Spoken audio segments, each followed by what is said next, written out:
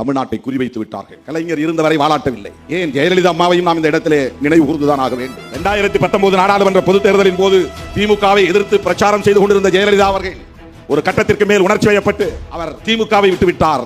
மோடியை கடுமையாக சாடி பேசினார். மோடியா லேடியா மோதி பார்க்கலாம் வா என்று எதிர்ப்பு தெரிவித்தவர் ஜெயலலிதா அம்மையார். என் வாழ்நாளில் ஒரு தவறு இழைத்து விட்டேன், ஒரு குற்றம் இழைத்து விட்டேன், அதை ஒப்புக்கொள்ளுகிற துணிச்சல் எனக்கு இருக்கிறது, அதற்காக வருந்துகிறேன். அந்த குற்றத்தை இழைத்ததற்கான பரிகாரமாகத்தான் 13 மாதங்களில் வாஜ்பாய் ஆட்சியை நான் கவிழ்த்தேன். இனி எந்த காலத்திலும் எந்த சூழலிலும் அதிமுக பாஜகவோடு கூட்டணி வைத்துக் கொள்ளாது என்று சொன்னவர் ஜெயலலிதா அம்மையார். எடப்பாடி அவர்கள் இதெல்லாம் மறந்து போயிருப்பார். 2014 தேர்தலில் எடப்பாடி மறந்து போயிருப்பார். தோளில் தூக்கி சுமக்கிறார். ஒரு பெரும் துரோகத்தை தமிழ் சமூகத்துக்கு செய்கிறார். ஒரு பெரும் கேட்டை கொண்டு வந்து இங்கே சிவப்பு கம்பளம் விரித்து காலூன்றுவதற்கு வழிவகுக்கிறார். புரட்சியே